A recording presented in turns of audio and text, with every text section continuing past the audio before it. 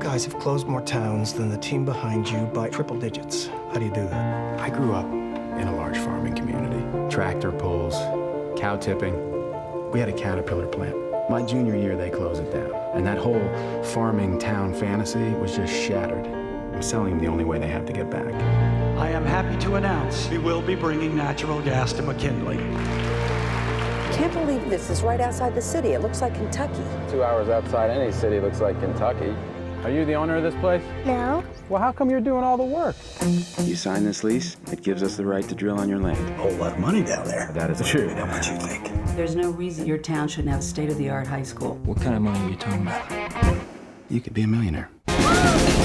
Man, you look like one of the Reservoir Dogs. That's what I'm going for. That's awesome. I have the Django junket next week, and I was like, I gotta wear. You gotta go like yeah, that. that's what I'm thinking too. Just tell him you're like Mr. White or Mr. Pink. You gotta be Buscemi. Yeah, I gotta be Mr. everyone. Pink. I was Mr. Pink when I was 8 years old for Halloween. Were you really? I saw movies I shouldn't have been seeing, man. But I'll tell you, I mean that's true. But I love it. Name, please. Excellent, Jake Hamilton, Fox Houston. That's cool. So I have to say, I was so fascinated watching Steve sell himself and sell natural gas to these townsfolk, and I was wondering if you could take me back to the days when you had to kind of sell yourself as an actor. Like, what was your pitch? Like, how did you sell Matt Damon to get in those earlier movies? Well, it was really about, it's a slightly different process because you're auditioning, so you have a piece of material between you and you don't actually.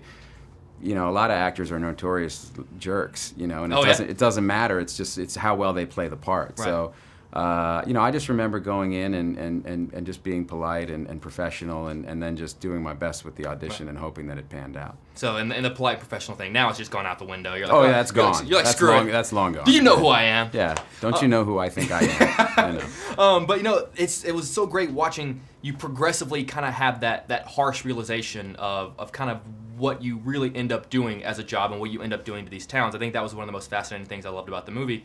Have you had that moment in this career? Has there ever been that moment where like you realized something about this job that maybe you didn't like as much as you thought you were going to? No, I mean I've been lucky. I fall more and more in love with making movies every time. I really love doing it. And I feel privileged to do it. And the only reason I can do it is because people go see the movies that I'm in. If people stop seeing the movies that I'm in, then I don't get to make them anymore. So every time I make one, I really feel like I'm lucky, and I don't take it lightly. Right, and that's a really good point, because you're really one of the last few actors out there that people will go see a movie because you're in it. Because we're at a period in Hollywood where people don't go see movies because of actors or a name above a title anymore. So that's got to be a cool feeling. Well, I mean, who knows? It's constantly changing. It's constantly shifting. I had it's like, what have you done for me lately? A lot of the time, Right. I went to get a coffee in New York City last year, and the barista behind the counter was probably about 18 or 19 years old, and she said, "Oh, I'm a real big fan of yours," and I said, "Oh, that's very nice, thank you," and she said, "I love The Departed," and I said, "Oh, I love that one too, thanks," and she goes, "I mean, I know it was a long time ago." So that put it in perspective for me. Yeah, wow. Because but then I thought to myself, well, okay, if she's 18 and The Departed 6 years ago, Right. she was 12. That's like true. that is That's a long good. time Yeah, ago. For her, that's a third of her life. That's for it. me, I remember what I had for lunch every day on that movie. Right. So. Right. Now, to ask this next question, I'm going to go ahead and apologize to my mom for swearing, but I have to ask about what is probably one of my favorite scenes of this entire year, which is when you give the monologue about "fuck you, money." Yeah. What was that first moment in your career where you thought maybe that you had "fuck you, money"? And what was that aspect of your life that you were happy to be able to say "fuck you" to? That's interesting. That's a good question. I'll tell you what it was. I'll tell you what it was. I had a pair of boxer briefs. The Calvin Klein boxer briefs. Right. Right? Those underwear back then cost like $20. My God, man. Yeah, it was like $20. I had one pair, right? And I would look forward to laundry day because whenever I did my laundry, I knew I was going to get to wear my boxer briefs. Well, after Good Will Hunting, I actually had the chance. I realized I could go stock my underwear drawer with only Calvin Klein boxer briefs, and that was my moment. And so I went and that's what I did. I thought it would be harder. It's too easy. Research say anything about an environmental presence here? No. Let me guess. 40, married, marketing, 2 kids. 38, stripper / waitress, but born to be a singer. Well, I'm a teacher. No, I was talking about me. Hi, everybody. I'm here because my farm is gone. The land just turned brown and it died. If it's happened to one of us, it can happen to all of us. The town is going to put it to a vote in 3 weeks. What the hell happened? You were supposed to get in, get out. Stephen and I can handle this, sir. Know everything about your company. Know what you do. You think Jab on his eggs. To beat you, yeah. Hey, there she is. You ready to go? Yeah.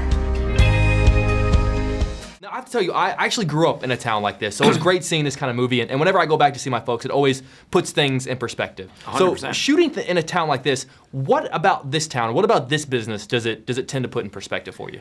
Well, I think, like you said, it's a grounding situation to be in a town like this. Not because, you know, it's so distant from who we are, but actually it should be the fabric of who we all are, whether you live in a city or not. You know, I had the idea to tell a story about American identity. About 2 years ago, I decided to write my first script, and this is what I wanted to be about. And my dad grew up in a steel mill town just outside of Pittsburgh, actually. Oh, nice. Yeah, and so just like any other industrial town, it hit hard times from time to time. And, you know, his dad worked multiple jobs, and they didn't have a lot. And I remember being an ignorant 8-year-old and saying, so was your childhood awful? And he was like, no, quite the opposite. You know, we had an incredible sense of community, and we were very dedicated and had each other's backs, but we also had this faith that tomorrow was always going to be a better day. And I felt that pure ideal is something we've moved so far away from nowadays, that I wanted to tell a story about a town like my dad's that are going through hard times, but are incredibly proud, incredibly smart, and have very strong opinions, and we'll get through this together. Right. So to me, it was a really important story of where we're at in the country right now, because obviously we're going through some tough times, but everywhere you go and everywhere you visit, you meet these people who are steadfast and dedicated to making it a better day tomorrow, and we need to shed more light on these towns going through it. I agree. And they actually sent me a copy of the script for awards purposes, and I was able to flip through it, and ended up finding myself sitting down and reading the whole thing. Oh, really? It's incredible. That's awesome. Thank you. But whenever you write a script and you're writing for the character that you know that you're going to play, do you write it maybe a little bit harder? Do you kind of write out of your comfort zone to challenge yourself a little bit? Yeah, 100%. I mean, both Matt and I think, wrote these characters because we had never been offered these characters. Right. You know, especially for Matt, I think this is one of the best things he's ever done. I agree. And he wanted to play, you know, one of those great Kazan characters. He wanted to do, you know, something like On the Waterfront or Wild River or one of those things. And what it is it's a guy who's a little bit self-loathing and is very complicated and trying to figure out the bigger picture of his life, not just what he's going through in this movie. And that's a big deal, you know, and I think it's what a lot of people are going through nowadays. And for me, you know, just to play a character that has a bunch of layers and is a little complicated was a lot of fun. Right. Now, I think one of my favorite lines so far this year that's been written is one of the most heartbreaking lines in the movie in the year. It was whenever you're talking to Matt and you tell him, you know, you're talking to him about his job and you say, you're going to want to stop asking questions now. Yeah. Which is an amazing line. Is there anything, whenever you're coming up in this business and you're getting to the place you're at now, were there any moments where you thought, it's better maybe just to not ask questions about this? Yeah, I think with any industry or a corporation or whatever, you know, the people protect their bottom line, you know, and it's great to say that it's not just some evil corporation back east or, you know, down south or whatever. It's everywhere. I mean, we are living in a society right now where you are encouraged, and it's your job to make that bottom line and make it work.